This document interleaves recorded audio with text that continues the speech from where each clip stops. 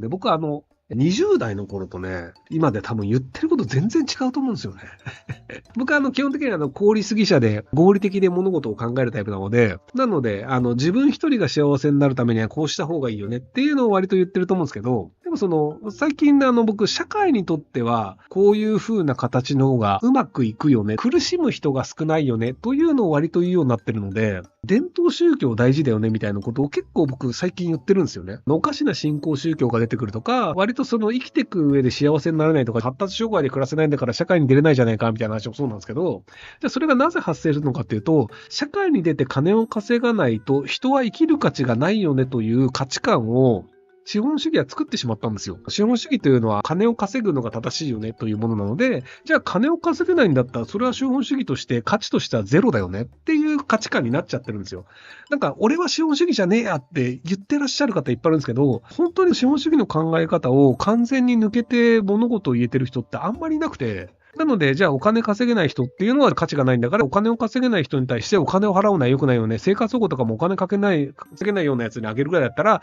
もうさっさと死んでしまって、それをもっと有効に使った方がいいよねっていう風に、資本主義、功利主義はなってしまうのですよ。で、ただ、その行くつく先、もちろんその方が効率がいいし儲かるし、世界中もそうなってるんだから、じゃあそうやって戦わなきゃいけないんだっていう風に、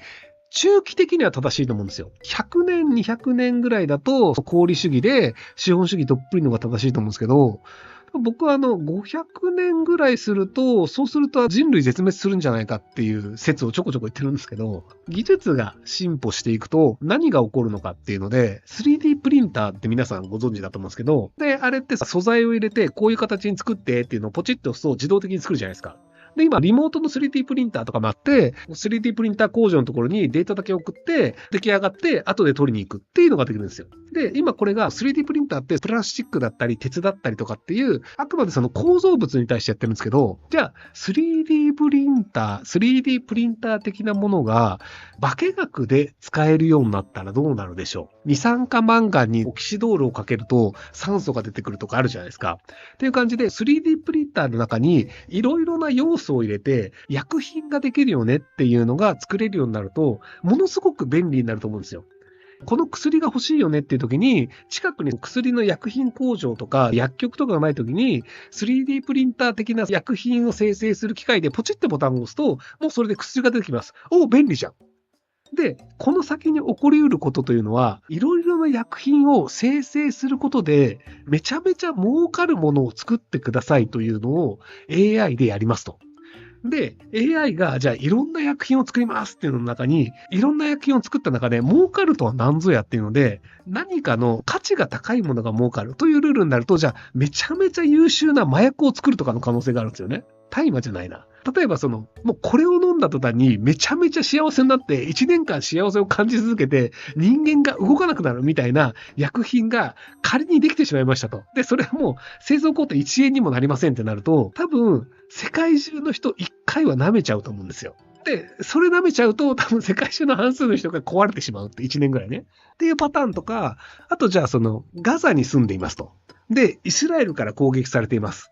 イスラエルに対して対抗するための薬品を作ってくださいっていうのを AI に入れて、その AI が無味無臭で自然で分解されなくて、人が吸収した後に半減しない毒ガスというのを作ります。これを作ってイスラエルにばらまいたら、イスラエルの人たちがバタバタと倒れるから、ガザは助かりますよっていうのを AI が勝手に作って、で、それをボンボン出しちゃうと。で、それをじゃあイスラエルの薬品工場かなんかをシステムハッキングしてガスを作るみたいなのをやっちゃった時に、それがバカバカ世界中で広まってしまって人類死ぬっていうパターンがゼロかっていうと僕そうじゃないと思うんですよね。そういう映画ありそう。そう、そのうちガザの人も死ぬんですよ。儲かるなのか、あいつを殺したいなのかわからないんですけど、めちゃめちゃ優秀な能力というのを人間が手に入れた後に、人間はある程度はコントロール可能なんですけど、自殺する人の中で、俺が死ぬんだったら世界が壊れた方がいいよねって考えるタイプの人っていうのもいるんですよ。でその人が、俺が死ぬくらいだったら世界なくなっちゃえ、ポチって言って、そういうガスできちゃうっていうパターンだったりとか、AI が結局効率よくめちゃめちゃ優秀にやるので、じゃあ人類減らした方が環境はいいよねと。石油球の埋設量があと20年分ですっていうのになれば、じゃあ人口が半分になったら石油は40年分になるよねとか、二酸化炭素が人類がこれだけいるから二酸化炭素出るんだったら、人類が半分になったら二酸化炭素排出量も半分になるよね。じゃあ人類を半分にさせよう。そのためにはこれを作れば環境が守れるみたいなのを AI が勝手に動き出していろいろやり出すっていうターミネーターって映画が同じようなことやってるんですけど、っていう風になってしまうのは多分僕時間の問題だと思っていて、なので技術を進化させることというのが果たして人類にとって良いことなのかっていうとそうじゃないんじゃねえのみたいなことを思ってたりするんですよ。なので、じゃあ人類が技術を進化させるというのを止めるためには、進化させなくてもいいよね、効率良くなくてもいいよねっていうので、頑張らなくてもいいし、人類は進化させなくてもいいよねという思想を多分作らないと、人類は遅かれ早かれ滅亡するルールになってしまうんじゃないかなと思ってるんですよ。なので、そのためには優秀じゃない人が生きれても幸せだよねとか、それなりに生きてて幸せだよねという方が、そういう思想自体をちゃんと人類の中に植え付けていかないと、長期的には持たないんじゃないかなと思うんですけど、環境を守った方がいいよね。そのためには人間がいろいろ努力しなきゃいけないよねというのはあるんですけど、でも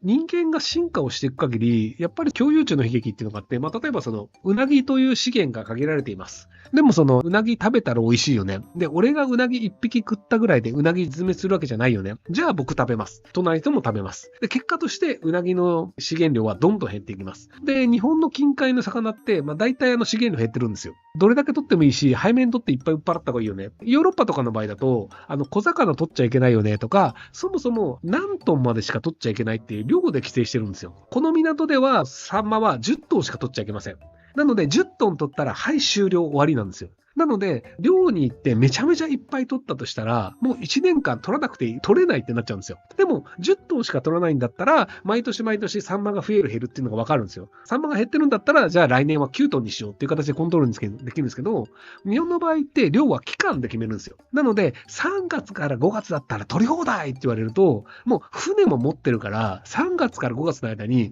取れるだけ大量に取った方がいいよね。で、それが子供でも卵を持ったメスでも何でもかんでも取りまくって、2ヶ月で売った方が儲かるよねってなるので、短期間に根こそぎ取る競争になっちゃうんですよ。で、結果として、もともとのサンマというのがどんどん減っちゃってるけど、でも知ったこっちゃないよねっていうのが日本の漁のやり方なんですよ。いや、これね、頭悪いなと思うんだけど、でもね、日本ってそのシステムなんですよ。水産庁がやってるんですけど。っていうので、頭の悪い人が頭の悪い仕組みでやってるんですけど、でも日本の中ではそれがおかしいっていう風になってないじゃないですか。結果乱獲と変わんないんですよね。期限を3月か5月だけ取っていいっていう乱獲なんですよ。でも本来であれば、この量を制限してやるべきなんですけど、量を制限しないってのもあって、日本って流通してるカニの量と漁獲高でいくと、流通してるカニの量が確か3倍とかかな。ナマコとかに関していくと、流通している量が10倍とかなんですよね。密漁というのを平気でやるんですよ、日本の人たちって。ロシアの人たちから取ってきたやつを買ったりとか、こっそり密漁して正規の量で取った風に見せるみたいなのをザラにやってるんですよね。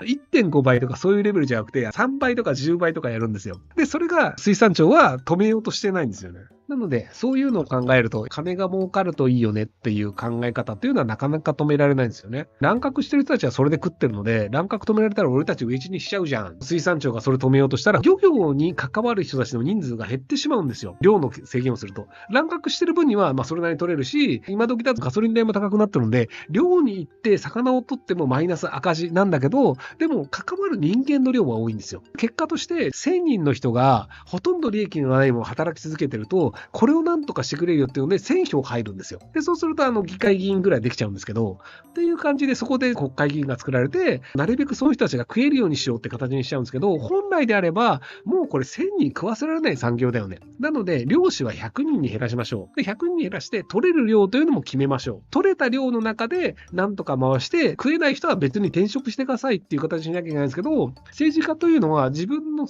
支持基盤の人数が有権者が多ければ多いほど得するので、有権者が多くないと政治家にならないからね。なので、むしろ人数が多くてひもじい産業の方が政治家としては権力を持ちやすいっていうのがあって、なるべくひもじい状況にして資源も減らした方がいいっていう構造になっちゃってますよね。なので、マグロの漁獲量は減ったままですね。本マグロはなかなか取れないままですね。っていうのもあったりするんで、あとロシアからもカニ買ってますね。はい。なので、非合理な仕組みだよねっていうので、長期的には良くないよねっていう仕組みはあるんですけど、でもそれを変えるというのはなかなかできないので、資本主義とか政治というのはそういうもんだよねっていうのを考えながら人は死んでいくんじゃないですかね。はい。ご視聴ありがとうございます。今回の動画はこちらからの切り抜きになります。